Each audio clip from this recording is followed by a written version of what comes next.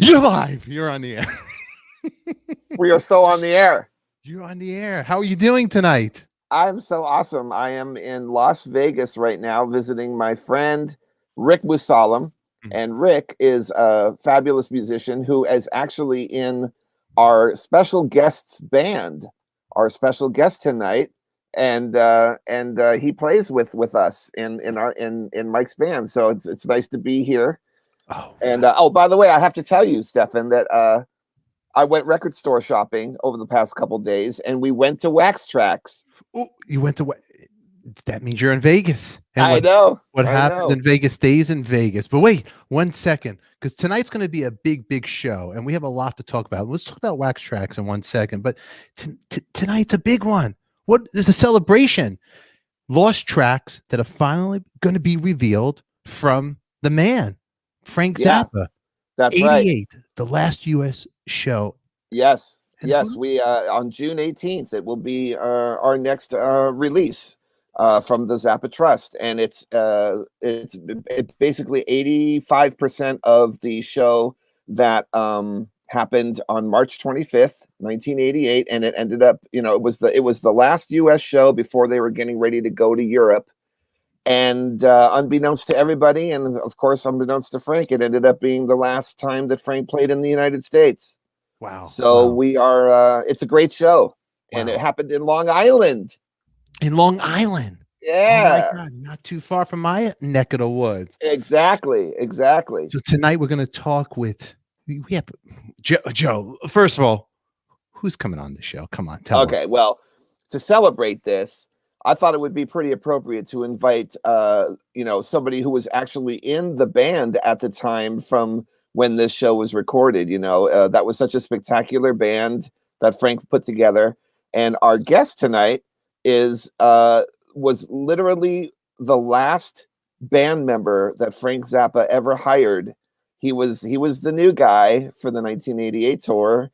And he's gone on to do some amazing things outside of the Zappa world. He was in Dweezil and Ahmet's band, which I joined in 1993. And then he's gone on to play with so many greats like Steve Vai and Joe Satriani and Death Clock and so many others. And he's an amazing solo artist on his own. He's got a whole discography of music that you can find out there.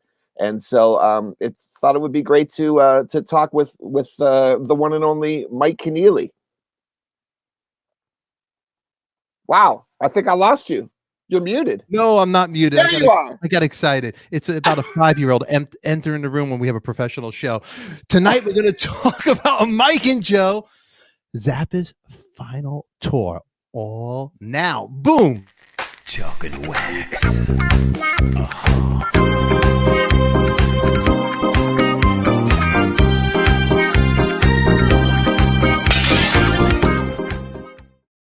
There he is, Mike. You're in the house. Oh, welcome, Mike. Welcome to the show. Love that opening animation. This is a great. Let me tell you, that's all you get from us. The rest, at this point, it's going to be chaos and madness. Mike, man, welcome to the show. It's an honor to have you and Joe together. It's wonderful to be here. It's great to be here with Joe, my brother in arms for many years now. So this is super fun. Yeah. Thanks for having me on. Mike, how excited are you to have this come out now after all these years? I mean, now that I've actually listened to it, which I did today, I'm especially excited because it sounds unbelievable. It's like you never know when you're in the middle of something exactly how it's going over, and especially at that point, I was so young, I was still like just in disbelief that I was in the band at all because I was such a huge Zappa fan. So I was just trying to get through the gig, and not embarrass myself. But now, 33 years later, to listen to it, and it really holds up. It's a really good show, and it just sounds fantastic. It's a great release, so I'm really excited about it. Wow, this is awesome. Now, excuse the dog barking. Every Frank Zappa track should have a dog. Are there any tracks of Frank Zappa with dogs and kids yelling? I want to know. Actually yelling. There's definitely samples of like Ahmet yelling when he was like 5 years old and stuff. Oh, really? All the kids were sampled. Yeah, it's all grist for the mill. I don't know about the dogs though. The dogs. Well, Mike, do me a favor right now. Bring us back to your first time with Frank, meeting him. I want to know if you could tell us a little bit about that. Okay, well, that would be the when I auditioned for the gig, So it was mind blowing to not only be in a position to actually be there trying to get in the band, but also just to meet him, because I had idolized him since I was basically 9. So I was 25 when I first met him and ended up getting in the group. So it was unnerving and surreal and ridiculous, but at the same time it felt, he really put me at ease, and he was welcoming, and he was cool, and he was generous in what he said to me, and then he hired me. So it was all just like dreams come true. You couldn't even believe. I mean, literally the whole time the tour was happening, I couldn't believe it was real.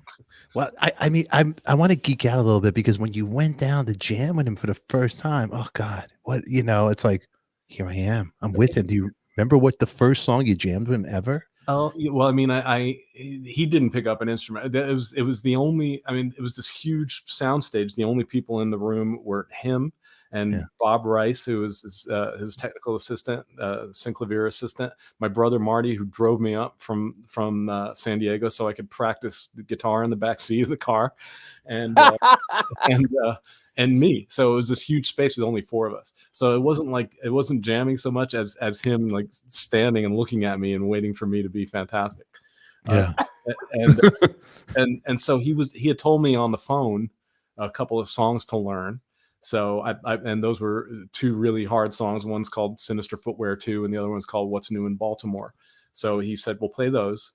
And then he just started naming songs to test my my recall and my memory of his material, because that's kind of what got him interested in me in the first place. Because I called his office and said, I know all his music, which was slightly hyperbole, slightly over the top, but I wanted to make the point that I really did. I was familiar with all of this stuff, and if I couldn't play it perfectly for you right now, give me a moment and I'll come up with something for you. And so he was just testing. I remember he named We're Turning Again, and the Studebaker Hawk section of Billy the Mountain, and I would have loved that. Yeah, it was cool. Yeah. And then I wish I could remember what we did sing together. We sang something together. We wanted to check how our voices sounded in harmony. Really? And I was really nervous, and I remember afterwards him saying, our voices sound good together, but you have this like wavering thing in your voice. It's kind of like and that kind of is concerning. And I said, it's not there all the time. You don't have to worry about that. I can kill him vibrato, Frank. I promise. Theo up in here, man. But no, he was just cool, and it was fun. And he was testing me on different instruments and stuff. He tried me out on keyboard. At one point, he put a piece of sheet music on the keyboard and had me play it. And I'm not a good sight reader, so I was looking at the music and playing it from memory. Yeah. And Frank wasn't a good sight reader either, so he's looking at the chart, and he's looking at my hands, and he's looking back and forth, and he said, "Wait a minute, are you actually playing that, or are you just playing it by ear, just from memory?" And I said, "It was just from memory." And his eyebrows went up, and he, when it was all said and done, I got in the band, so it must have been a good audition. God, these are fabulous stories, man. They really are, Mike. These are great stories, and to bring them up here, man. Well, I can't. It's still like breathtaking to me that any of it happened at all. And it is. And then the capper on the thing was the last thing he said to me, because this was a Saturday night. Monday was going to be when the rest of the band was coming in, and he said, "Well, you better come back on Monday so the rest of the band can witness your particular splendor." Oh, I love that. All right, I took it. I was like, "Thank you." And then Marty and my brother and I just like screamed in the car for 2.5 hours all the way home. It was fun. It was fun. It's still like unbelievable to me. And then listening to the album today, it was like it all came rushing back. Those memories all came back. Yeah. Everything. Really. You remember it like yesterday. Well, I can, when I hear it, it really does feel. It's like I'm like remembering. Okay, what does the arrangement do next? I'm like, it's like I'm playing, and I want to make sure I don't mess anything up. Just listening to it, I want to make sure I don't mess anything up. And I'm being very critical of my performance. and Craig Adams, who did a really fantastic job mixing this, is not hiding me in the mix. So you hear everything I do, good or bad, and there's a couple of like really prime bad things. But then there's also that psychotic guitar solo in Pound for a Brown. Yes. I played that for Rick yesterday. Like, because it's easy for me to question what I did in the band. You know, it was so long ago. It was my first professional gig, and I was still like coming to terms. I was primarily a keyboard player who was playing guitar for fun. So to all of a sudden be playing guitar in Frank Zappa's band was ridiculous, really. And compared to, you know, somebody like Vi, who, you know, was obviously spectacular and very much in control of every aspect of guitar playing, I was still coming to terms with a lot of it, especially tone. So there's a couple of times, like in We're Turning Again, no, it's not We're Turning Again. It was Packard Goose, the I hit this distortion pedal and it just goes screaming its head off, and I'm trying to control it and just, you know, playing like garbage. It's great.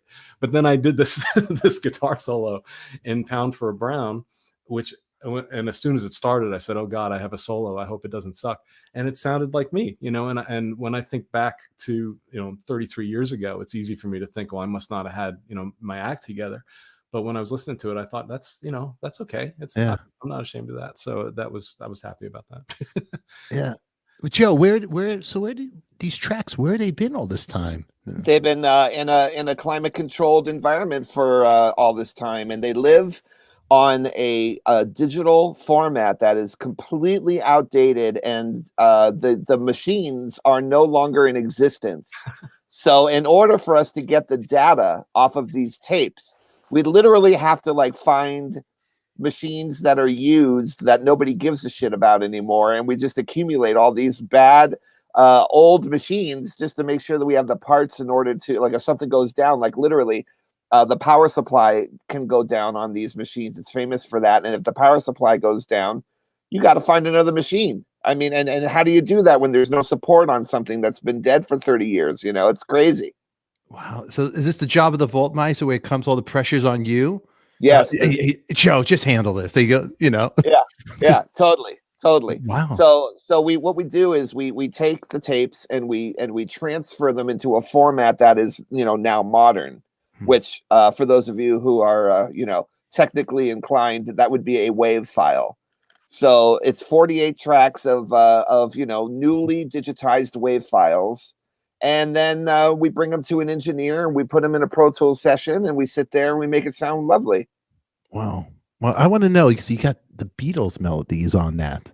Yeah. This is the first time that the Beatles medley has been officially released by the Trust. And this is something that Frank, you know, at the time and especially throughout the years, never thought would ever come out because of you know, Michael Jackson owning the rights to the publishing to the Beatles, and plus, you know, because Frank changed the lyrics to it and stuff like that. And it does really take a lot of you know, a lot of finagling, let's say, you know, to make sure that stuff is legitimately and legally okay to do that. And we did it. And we actually got the okay from the estates of Paul McCartney and Yoko Ono. Isn't that wonderful? They both said yes. Wow. That's pretty legendary.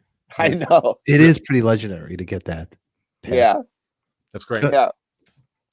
I mean, Mike, it sounds incredible too. It's like, and I'm so happy with the amount of stuff. There's that, but the Eye on the Walrus is also on there. There's, you know, and a number of tunes, Zappa tunes that never came out on any of the. I mean, the songs did, but not these versions, these arrangements that didn't come out on any of the releases that Frank put together from the tour. So I was happy in listening to it to realize how much of the material were like new renditions that haven't been officially released before, and it's a nice package. It's cool. Was Frank like that in the rehearsals and stuff, or you know, just like, hey, I want to keep things exact, or let's just, you know, jam it out and switch it around? I mean, well, every night was a different show. Yeah. So that was always being switched around.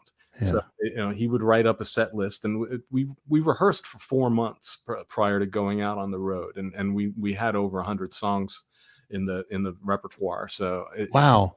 he was. I know. Imagine that. Imagine That's the amount crazy. of time. How many months did it take to get that many songs up and running? 4. I mean, it was 4 months of rehearsal, 5 days a week, 8 hours a day. Over 100 songs you had at Yeah, least. yeah. That's crazy. But it allowed him to put together new sets all the time and introduce some songs that maybe we didn't play as often and stuff and just keep things fresh.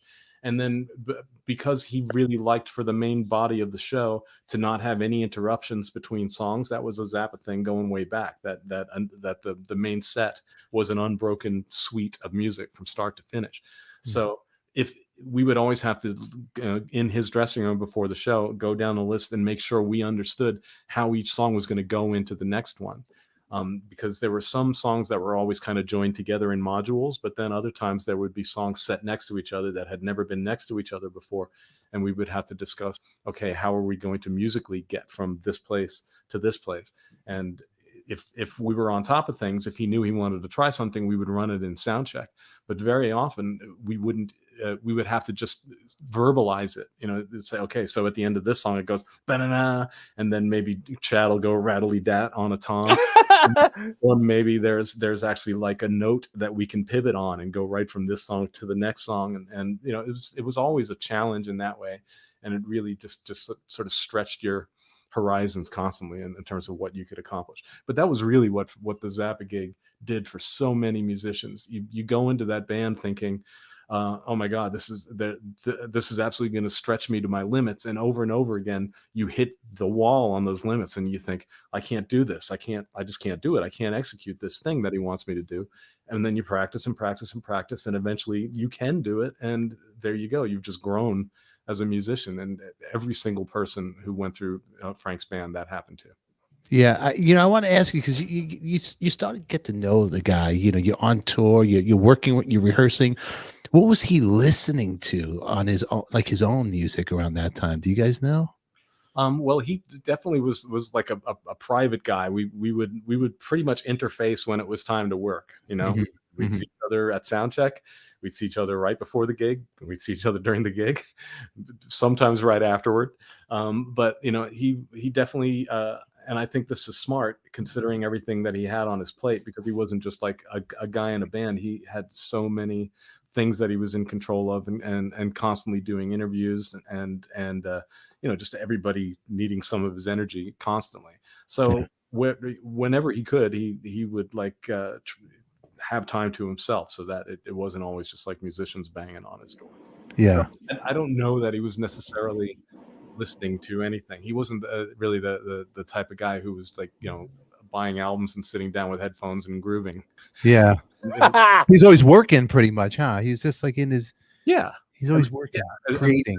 I think as an example of how much he wasn't listening to a lot of popular music, like this album has Stairway to Heaven on it. And it's cool that it's a totally different arrangement than the version that was on Best Band, because that one was recorded in Europe, which has the reggae. Yes. Beat. This is prior to the reggae beat and very different arrangement. So I'm happy that's out there. But when he at rehearsal in LA before the tour started, he said, well, because he wanted to do cover tunes. For some reason, he had decided that a big part of this tour was going to be playing cover songs, and it was primarily just because he knew people would be blown away by it. He knew that people would be surprised to hear Frank Zappa, of all people, play Stairway to Heaven or I Am the Walrus or something like that. It is unusual. No other Zappa tour had so much cover material. Wow. Except for when he was doing like doo-wop songs from the 50s and stuff, which he would string together in a medley. But we played Bolero and we played all this Beatles stuff and we Stairway to Heaven. So in LA at rehearsal, he goes, let's try Stairway to Heaven. And then, okay, and then he said, you know what? We played through a little of it and he goes, I don't think I've ever heard this song. What? That's classic. Really? He goes, yeah. I mean, he knew that it was iconic. He knew that it's an anthem. He knows that everybody knows Stairway to Heaven. If there's a song that you can play for a rock audience that they'll recognize, it's Stairway to Heaven. So it was more about what the song represented rather than what the song actually was musically. So he's going, yeah, I'm pretty sure I don't know how this goes, but keep playing it. So he learned Stairway to Heaven from listening to us play it and so, and you know that, and then he might turn on TV in a hotel room and see, like, I remember he was into that band Living in a Box, because they had a video on MTV. Nobody was talking about Living in a Box at the time, but Frank saw this video and said, well, that's a kind of a cool song. So at that point, when somebody in an interview would ask him, so what new bands do you like? He goes, well, Living in a Box is pretty good. You know, which I'm sure Living in a Box loved if they got wind of it. So you're right. He was just busy, and I'm sure his own music was just in his head all the time. I mean, there's so much. I have a great story for you, Stefan, and this is a story that Mike doesn't know either. So I'll try to be quick with it. No, but this addresses what you were saying about, what did Frank listen to and stuff.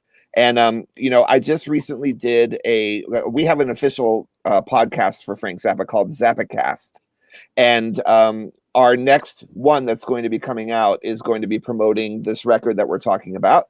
And Chad Wackerman is our guest. And Chad was the drummer in the band with Mike in '88.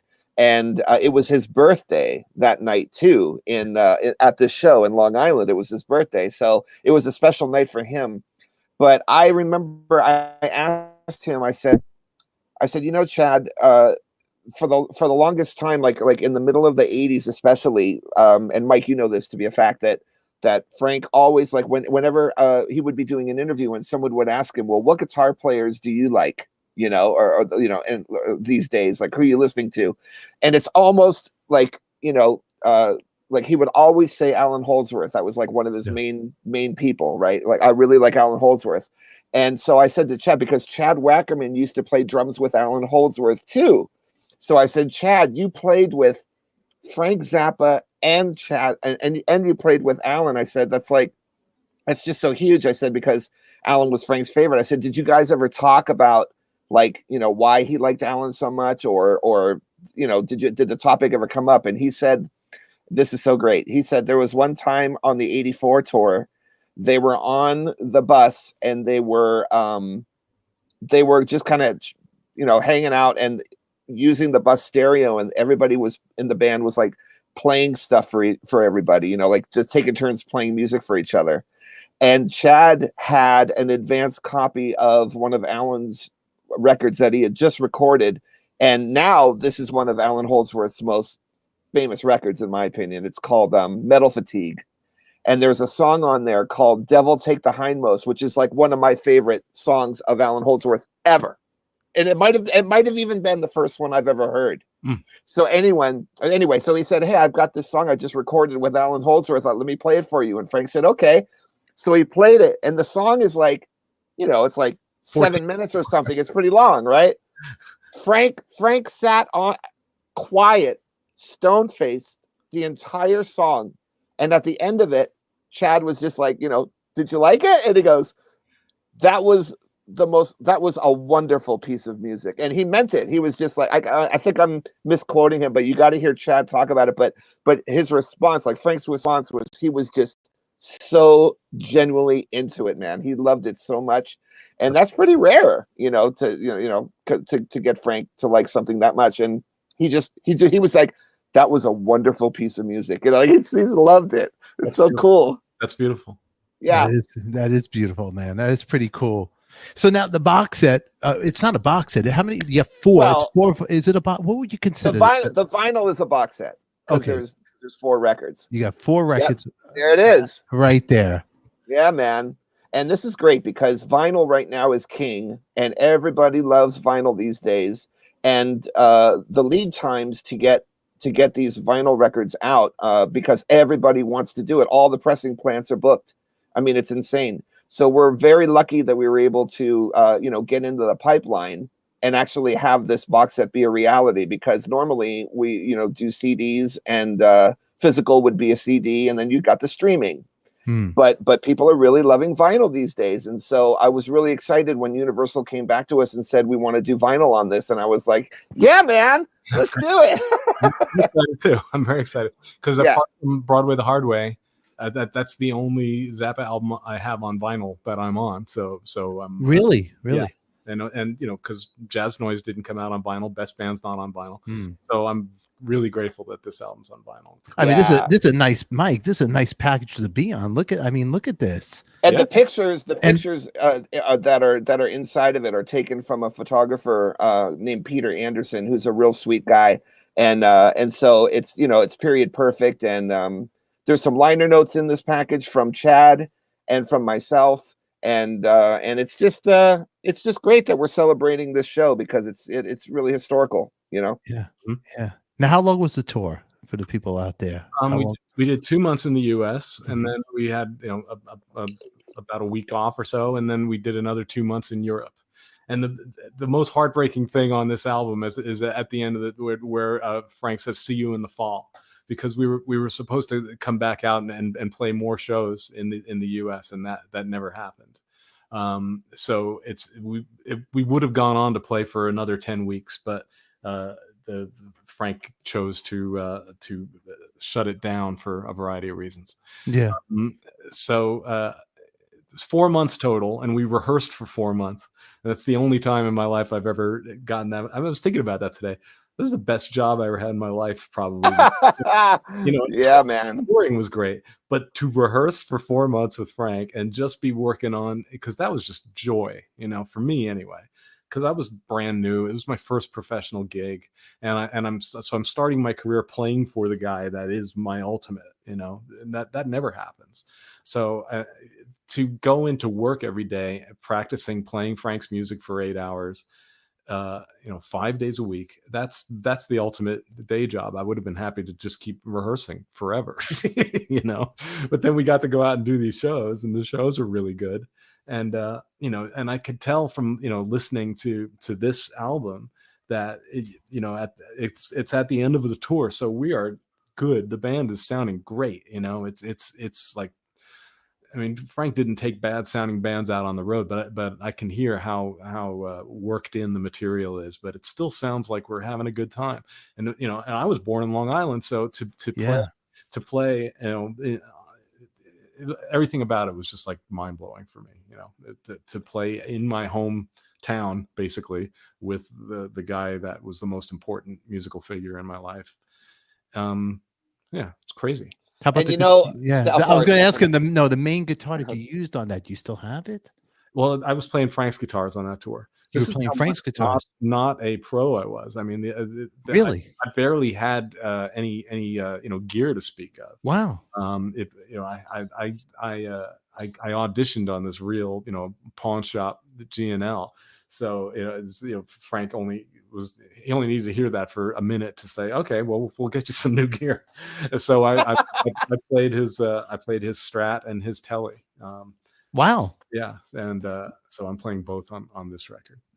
What a Cinderella story in a way. It's like you're going for the job, but you don't have tools to build the home. But the guy goes, "Hey, here you go." Yeah, first things first. Right. I mean, everything. The only thing I had going for me was my love for the music, because I'd never had my only musical gigs up to that point was playing top 40 in bars in San Diego. Literally moments before I went to audition for Frank, I was playing Huey Lewis covers in a bar the size of this laptop in front of me. Yeah. So then to just like have my entire world put on its head that quickly was really mind blowing. But I knew I had to lead with the fact that I loved the music and that I was able to play the music, and that hopefully all the other elements, the professionalism and the gear, and not being an idiot and learning how to get along with people. It's like I had to grow up in a big hurry. But fortunately, Frank was able to just like see what I had to offer, and it really had to do with my knowledge of his catalog, I think, because it got to a point where like if we were in rehearsal and he would say, well, let's try some song. Let's try Who Needs the Peace Corps. I haven't played that in a long time. And then he would just turn and look at me and wait for me to start playing it. And we could start building an arrangement from my memory of how the song went. And then obviously he would, that's just a starting point. And then Frank's job was to like take all the pieces and make it work in a brand new arrangement for the band. but Frank couldn't remember the chords to Who Needs the Peace Corps. Some total geek fan is required to remember all that stuff. So I managed to have like 50% geek fan and 50% pretty able to play. And then you add those two things together and it turned into something valuable for him. It worked. Now, were there any other people trying out for this gig, like any name people for this gig at the time? And I mean, there weren't any more guitar auditions after I got there, but I know that he had heard other people. I mean, he was going through all kinds of different players of different instruments and stuff. Yeah. He was experimenting a lot during this period, trying to figure out exactly what the band was going to be. And I have to say, I don't think I was technically the last new hire for the Zappa band, because he finalized the horn section. The horn section came in after I did. Oh, I didn't know that. But I think they were already in discussion. He probably already had it in mind to do that. But for the first several weeks of rehearsal, it was just like it was a smaller band. There were no horns. No horns, stripped down pretty much. All of a sudden, there was a 5-piece horn section, and then everything just like went through the roof in terms of what this band was capable of, and the amount of sound we could make. Where was the rehearsals at?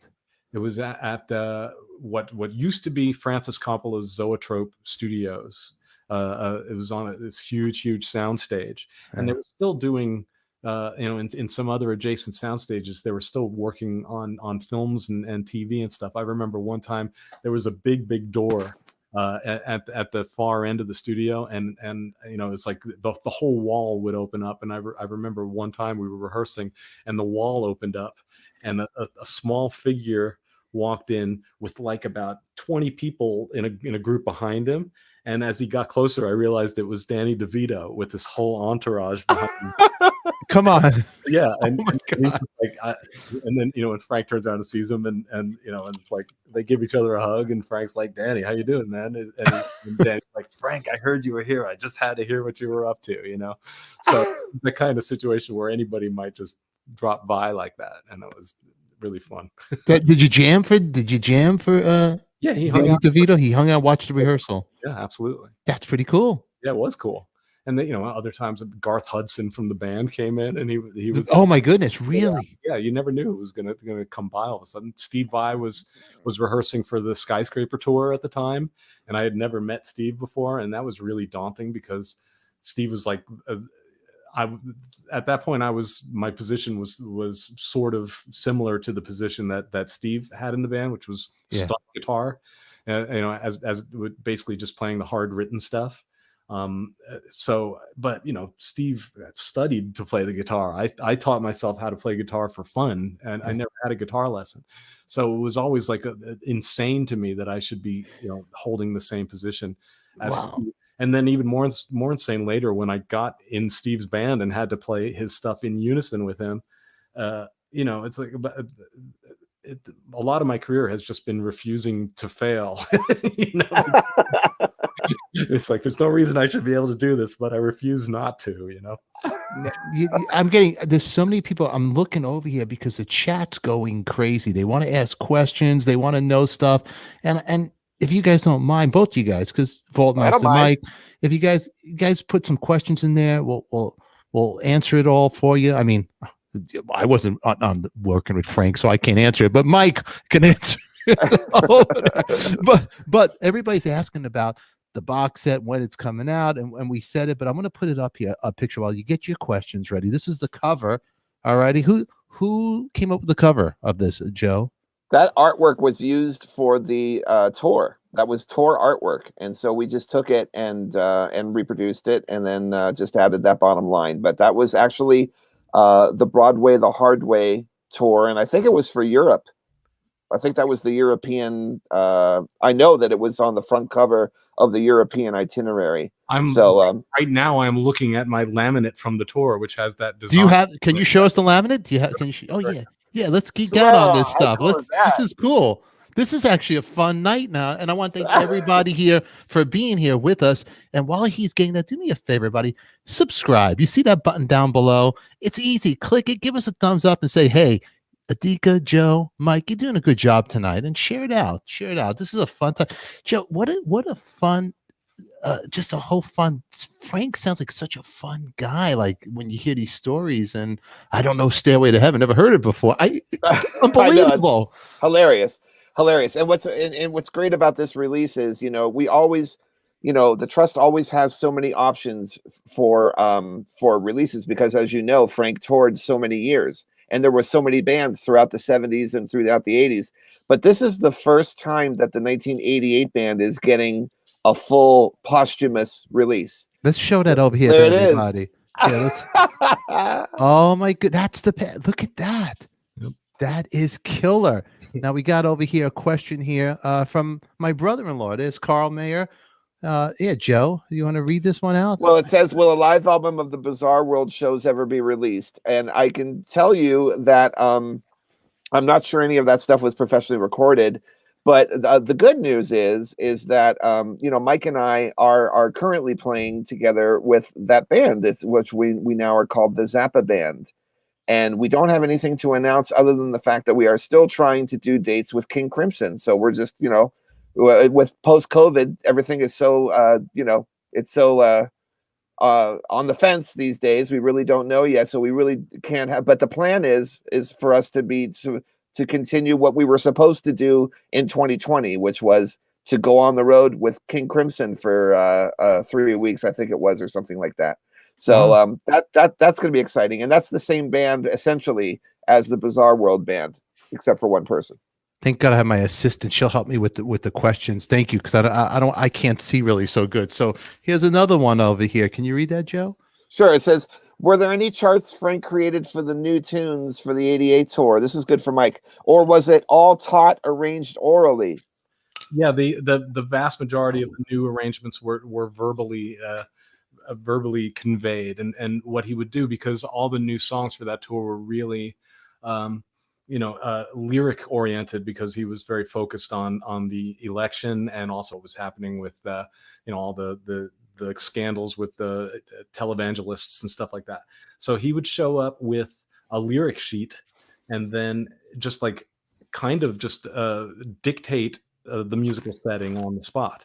So it was long, laborious work, because you just have to go literally, line by line, sometimes word by word, and discuss, what kind of chord should go with this part, what voicings the horns should do. So all of this stuff he was just creating in the moment, sort of like using the band as manuscript paper.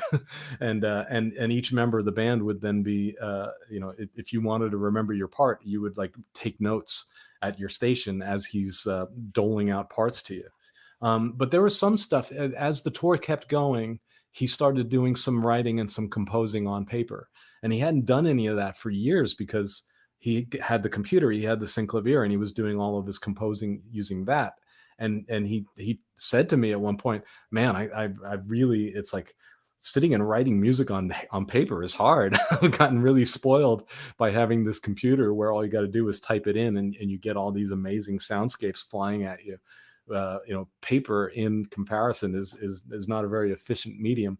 But some of the things that you hear on the records, like there's a song called "When Yuppies Go to Hell," and there's this horn chart that happens about a minute into that. That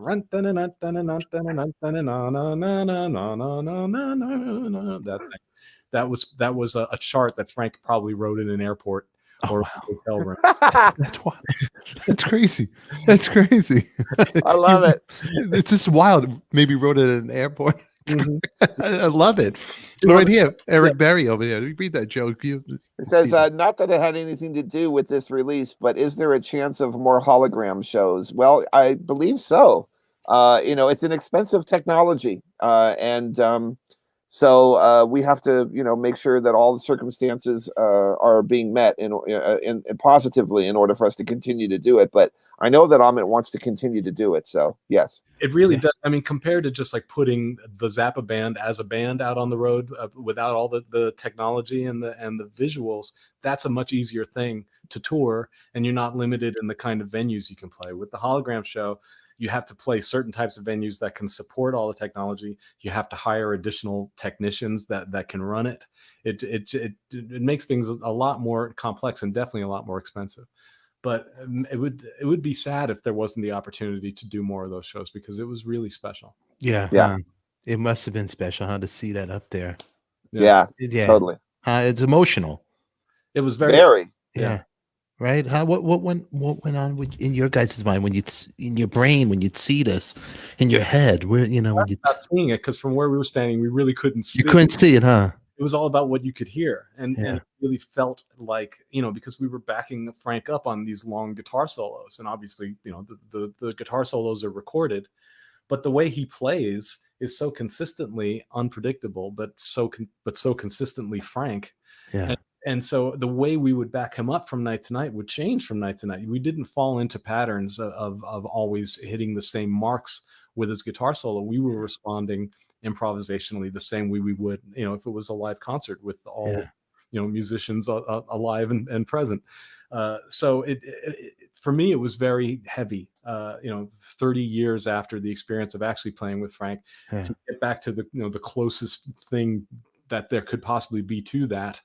And to hear Frank in my in ears and to be accompanying him was really beyond, Yeah, you felt like he was there with you, man, huh? And it was the energy, the opportunity to work out some things, because it had been I was so young when I played with Frank, and this is another thing that happens with every Frank Zappa musician, because he usually finds guys at the beginning of their musical journey.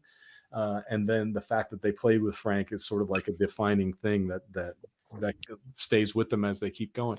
But that also means that when you play with him, when you're that young, you haven't developed all your stuff yet. So the opportunity to play Frank music with a bunch of people who also played Frank music, and then to actually hear Frank in my ears, it was profound, really. Yeah. It's like college. It's like Animal House, huh? Found as Animal House. We're going to see some other questions in here, right over here. Here's Okay, another one. Joe, are the Zappa albums vinyl gone out of print or just waiting to be repressed? Well, I mean, all of the classic albums are okay. Well, here's the deal. So yes, everything is out of print, but in 2009, I believe, the Trust started re-releasing titles every year. And so those reissues are still available. They're still in print. And so we've got a good 11 years of reissues that we've been doing throughout the past. So all that stuff is still available. But the thing about lately, if this means that he's having a hard time finding the reissues lately, that's because of the back order problems with vinyl right now. Because as I said before, the pressing plants are so backed up. Wow. And they can't keep up with the demand. So, when you've got St. Vincent coming out on 4 different color variants with plus an 8-track and a cassette, you know what I mean? It's just like crazy. Yeah. So how can, something like Roxy and Elsewhere get reprinted? It's like, it's very hard to keep up with the demand right now with vinyl. So if you can go to places online, obviously like Amazon, but if I'm going to name drop at places like elusivedisc.com or analogsounds.com or anywhere that you guys like to go and buy vinyl. If you see anything in stock, just know that that's a blessing and that you better scoop it up before it sells out. Yeah, right over here. Boom, another one. We got Robert. Mike, how and or why did America the Beautiful get performed? Now, this is the very last song of the release. This was the last song that was played in the second encore. I believe it's 2 encores in this new release. And so, I think he did it like twice on the tour or something like that, right? Yeah, it didn't come up very often. So yeah, America the Beautiful is the last song that Frank Zappa played live in the United States. And I think it was because Frank was doing was writing a lot of material that was very, very critical and questioning of various political things that were happening. And I think that maybe it had been, bandied about by some people who weren't happy with Frank, that he was somehow anti-American. And obviously, as far as Frank was concerned, it was the precise opposite of that. It's because he cared about the country that he was concerned about things that he saw happening. So I remember being also a little surprised when he brought it up at rehearsal, and he suggested, it would be great if we just do the Ray Charles version of America the Beautiful. And there wasn't anything close to sarcasm or, you could tell from the way he acted that it wasn't a joke when he suggested it.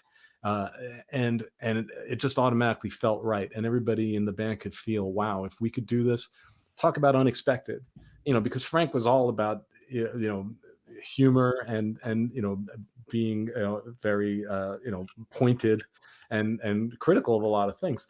But we could all imagine how powerful and strong it would feel to do this song, and I think Frank could feel that as well. And it is. It's again, it's just like it feels profound when you listen to it. Yeah, very good. Here you go. Another one. This Love Is Sweet. All right. Beautiful. Well, I do love the band The Sweet. So if that has anything to do with The Sweet, that's pretty rocking. Do you think Sting was blown away by your cover of Murder by Numbers? Did you rehearse it with him beforehand? So the story behind this quickly is that Sting was a guest in one of the shows on the tour in America. They met each other that afternoon, and he brought him down, and it's actually released. There's an album, Stefan, called Broadway the Hard Way. And on that, Frank released an edited performance of when Sting came on stage and played with the band. And it's really great. It's super cool. Hit it, Mike. We did not rehearse it with him because we didn't know he was going to start singing it. Here's what happened there. Frank invited him to come up on stage. Sting was scared shitless. There was one point during the break, because for all the U.S. shows there was an intermission where people would go out in the hall and register to vote. So there was one point before the second set where I'm in the dressing room and Sting is in the dressing room, and we were the only two people there. And he's like, "What the hell am I going to do?" He's like shaking. Because the first set, he had watched the whole first set and was astonished by it. And he was like concerned that he would just go out there, because all Frank had said was, well, just come out and, scat sing. You can do anything. You're Sting. You can do anything you want. It doesn't matter. And Sting was like, what am I going to do? Because Frank hadn't given him any instructions. He just said, come out on stage and sing. So we were going to do this jazz standard called Stolen Moments. And that's when Sting was going to come out. And Sting is musically together enough to realize that what we were playing was a blues, and Murder by Numbers is a slightly altered blues, and that the melody of Murder by Numbers would work just fine over the changes that we were playing in Stolen Moments. So what you hear on the record was a total surprise to us. We had no idea that he was going to start singing Murder by Numbers, but it worked incredibly well enough for Frank to release later on. Wow. So I don't think Sting was blown away by the cover of Murder by Numbers. We were kind of blown away that he started doing it. Wow. That's one of my favorite Police songs. It's such a good one. And it was a B-side. We said at the same time, Mike, you and I. It was a B-side. What was it? What was the B-side of? Is the coolest song on Synchronicity that wasn't on Synchronicity. It really, you know what, Mike? Totally right, man. It was the coolest song that wasn't on and I didn't have the 45. I had the album. It's funny you said that. I was so bummed out. I'm like, it's on the friggin' album. Yeah. I was like so upset about it. What a great song. Well, that is where it was fun to collect 45s for that very reason. You'd have to look and see if there was something interesting on the B-side, and Police B-sides were very frequently interesting. I came from a cheap Jewish family, so they were. You got the album, you get what you get, and you give the album shot. That's it. Here's another one from You're Dumb Too. All righty, what do we got here? Well, Joe? this one I don't quite understand this one. Yeah. So an absurd question deserves an absurd answer. Oh, yeah. Okay. I was going to say it, but now I'm not. Okay. Tony says, Mike, what do you think Frank? Oh, I think this is, why do you think Frank called the band the best band you never heard in your life? I think it had to do with the fact that the band ended before it was meant to. And so he was aware of the fact that a lot of people didn't get a chance to see that band live. So my feeling about it is just that. Well, but I also think it's kind of a commentary on Frank's career in a way, because he was working so hard to do music that he thought was excellent and not necessarily getting very much support on a radio level, or he would be on TV because he was an interesting interview. He would get interviewed all the time, but you would rarely hear his music on television until MTV, of all people, decided to run a live telecast of a Zappa concert on Halloween. Those were the days, huh? Yeah. Oh yeah, yeah. Yeah. So, but also it was he did say in various interviews that he thought that was the best band that he ever had. So, and he really, he was kind of brokenhearted by the fact that internal things in the band stopped it before it had a chance to go any further, because as good as those recordings are from the tour, we definitely had the potential to just keep going and doing more and more, so there you go. Yeah, there you go. There And you also, go. like, in relation to the other question, no, Robert Fripp and Frank Zappa were not the same. They're definitely two different people. I always think Joe Travers is trying to be me, and it's a problem. I tell him, Joe, not tonight. There's only one ADIKA. That's right. I'm trying to get in on some of that. All right, here's Jeff the man, Joe. Right here. Joe, are we going to see some rare new stuff released from the vault? The answer is yes. I'm constantly working on rare stuff from the vault. We are working currently now hard on 2 anniversary releases scheduled for 2021, let's hope, along with this wonderful concert that nobody saw coming, which is really great, because it's like one of Frank's things was anything, anywhere, anytime. I think I'm saying that right. Anything, anywhere, anytime, for no reason at all. And I could be screwing that up, but it's so true, because it's like, it's just like this is a good of a time as any to release a show from the '88 band, and I really felt that this was a good one. So yeah, 88 was a good year, man. It was a good year. It really was. I want to put a request out there. Where the hell are these Lennon tapes with Frank? I want to know where the hell they are, man. That's what I want to know. Yeah. Where's the reel of tape that got stolen from crazy. See that there's a box set of Sometime in New York City that has just been announced? No. Yeah. So I don't know whether that's going to include the Lennon Ono copy of the tape of the Zappa show, because that's I don't know if you know that's the one Lennon album that's got Zappa on it, where they actually jam together at the Fillmore East, and those tapes are like in I don't know exactly what is the status of those tapes, but I did see that there's a Sometime in New York City box set planned. So beautiful. Well, let me just tell you, Stefan, this is for a future Talking Wax show, because I do have news about this, and it's very, very, very historically significant and big news. But I will tell you that yes, if there is a box set of Sometime in New York City, if that happens, of course, the performance that was released on the original album will probably be in there. I don't know if they're going to remix or do anything or anything like that. But here's the thing. Frank gave the Lennon estate a copy of the 16-track master. Frank's master tape that he copied, got stolen. So we actually do not have the 16-track master in the vault, which is so sad. Yeah. And the only one in existence is the one that the Lennon estate has right now.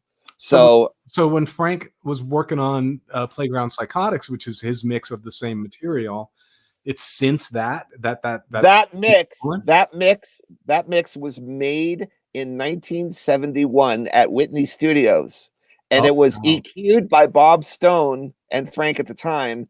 And that is the only thing in the vault, is all the mix that was made when he actually had the tape at his disposal in 1971. I had no idea. I thought that was a new mix. Wow. Okay. No, isn't that crazy? Yeah. Wow, that's pretty heavy. You see this? Mike, this is why you need to subscribe to Talking Wax. This is the place. Learn this stuff. It's not like I can just call Joe and ask. No. You subscribe to the channel. There's knowledge here. You got ADIKA, you got Joe, and you know what? Now you're part of the family, Mike. This is a lot of fun. Let's get another. Hey, let me tell you something. I got to tell you. Normally, Mike, this is a game show. Yeah. Normally, people compete for vinyl, and it's really a lot of fun. And we all show off vinyl. And Ed Stasium is usually a co-host, and he's sweet. He lives down there in San Diego with you. And yeah, I mean, Stefan, you want to talk about a vinyl collection? You should see what Mike's got cooking over there. Really, Holy Mike? So Mike, would you challenge an Ed Stasium or somebody like that and think you could? I'm pals with his daughter actually. So yeah, I think we have a match here. I think we're gonna have a good match. This will be fun to bring Mike against Big Ed. Yeah, that'd be great. This will be a good one. I'll give it a go. Yeah, he'll give it a go. Yeah, we got Bob Ross over here. What's he saying over here? He's saying, Joe, any interesting build tapes of Thingfish found in the vault? Well, yes. The answer is yes. But I will be honest, I haven't transferred every single thing around that project. There's so much to do, so little time. Yeah. Here's Rob Sambler asking, Mike, will you be playing the Roxy FZSG tonight? He's asking that because he gave it to me, and thank you again for that, Rob. That's a good one. That's a good one. I'm not going to be playing any guitar tonight. I'm just going to go hang out with Sarah and chill. That's a good one. I think thank you again. I think tonight was a fun show, and I think let's talk about the box set. When's it coming out, Joe? Let's mention. Okay, June 18th, you will be able to. Oh, first of all, yesterday the second single was released. So if you want to hear 2 pre-singles that's been released out on your local streaming, whether you're into Spotify, YouTube, Apple Music, Tidal, whatever you're into, it's out there. Sofa got released yesterday, Mike, and Right. And then on June 18th, the 2 CD package, a 4 LP package, and it'll be on new release Friday. So it's exciting. There we go. Thank you, Tommy. Thank you, Debbie. What a great show. We appreciate that. There it is. Look at the vinyl, man. You got the pink. Hey, one other thing. Yeah. There is a purple vinyl version for those of you that like to have collectible vinyl. There's a purple version that you can get exclusively through, I think it's UDiscover Music, which is Universal's website, and I think the Zappa.com website as well. So there's a purple version, but the black version, the black vinyl version, is going to be available everywhere. So, yeah. That's it. Look at Rosemary, Dave. Thank you, guys. Great discussion, guys. Denise, the beautiful Denise Kennedy. There's one of our vinyl champions. Yeah. What a fun show tonight. Yeah, this is a lot of fun. Hey, Mike, you got to come back because you did way more than just Zappa now. You went to college with Zappa, but then you did a lot, and we got to talk about this. And I got to have an amazing career. Yeah, amazing. And he's got so many of his own music. He's got so many amazing records. He's been releasing records since 1993, right, Mike? 92 was Hat. 92, yeah. It was the only album of mine that Frank got to hear. Oh, really? Yeah. Wow. Yep. Well, I'm going to put Mike's link is in the description. I have his website there, and I think that's where they can get all your stuff and find all your information, Mike, on your website right there. Mm-hmm. And then Joe, he's on there too, and Joe's always with me. Yep. I'm talking wax, and you got to come back, Mike, for sure. I want to see the vinyl collection. Yeah, we'll get into it. Yeah, not that Big Ed's here. What's that? What is that one piece of vinyl you have? What's the oldest vinyl you have from when you were a kid? Oh, that's a good question. That's a good question. Maybe the Sgt. Pepper that I got like in 1968, maybe. Really? But I actually have a kids record from before that. That's Birthday House was a kids TV show in Long Island. But you kept your kid. I still have my copy of Birthday House. Wow. I had Casper the Friendly Ghost. I don't know whatever happened to it. I think Harvey Records or something like that. Wow. So you still you don't have the cardboard cutout of the Sgt. Pepper with it. I chopped mine up. Do you still have your inserts with it? I don't have that. No. Okay. Wow. Look, Steve, Mike. Mike Keneally blew my head off. I still have my my White Album poster that I've had. Do you really? I've had since I was 9, so I guess I got that in 1970. So I still have that. I did a stupid thing with my White Album. Here's stupid moments with ADIKA right now. I took the Beatle pictures and I cut their eyeballs out because I wanted to look like the Beatles. So individually, I would listen to the record, look in the mirror, and hold the picture and peek through the eyes like this. Don't even. I look like Michael Myers with the Captain Kirk mask from Halloween. Yeah, it's absolutely terrifying. It was terrifying. It's oh my god, the bad version of Silence of the Lambs. Anyway, this is Talking Wax. I totally appreciate everybody being here in the chat. Answering the questions. Mike, thank you so much. Joe, Stefan. Absolutely. Thanks for having us. You guys are the best. And yeah, and this is our first date, Mike. I hope we have many more. Awesome. On this part out, hang out here, Mike. Joe, don't go nowhere. Yep. Talking Wax. Remember, subscribe, hit the reminder when we're coming on, because sometimes I'm so out of my mind, everybody. I don't know if I'm going or coming or this or that and left or right. But call somebody you love and tell them that you love them. Just, they want to hear from you. We're out of here, everybody. Boom.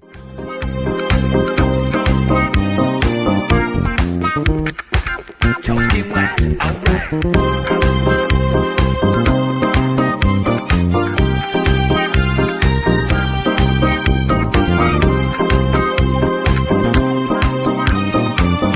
Talking Wax.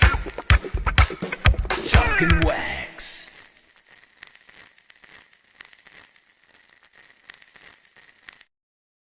Hey, I know, Yeah. I know you guys are watching. Pre-order the album right now. And also click here, click there, and there, and just wave the Mike and Joe goodbye. We love you. Subscribe, share it. All righty.